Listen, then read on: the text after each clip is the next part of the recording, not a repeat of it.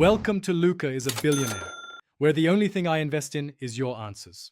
In this video, I will explain how to change your Toyota Prius key battery. It's a simple task that can save you a trip to the dealership. You'll need a new CR1632 battery and a small flathead screwdriver, or you can even use the mechanical key itself.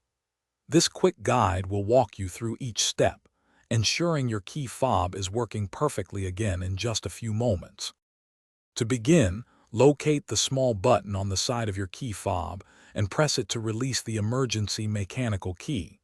Pull this key out completely. Now, look into the slot where the mechanical key was housed.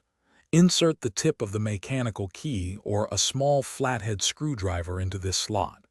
Gently twist it to carefully pry apart the two halves of the key fob casing. Once the key fob is open, you will see the small, round CR1632 battery. Use your small flathead screwdriver or the tip of the mechanical key to carefully pry the old battery out of its compartment.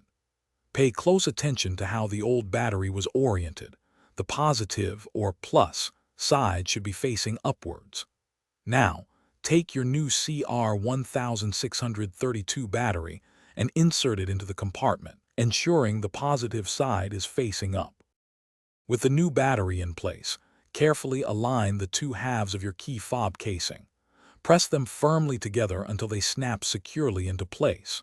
Finally, slide the emergency mechanical key back into its slot until it clicks.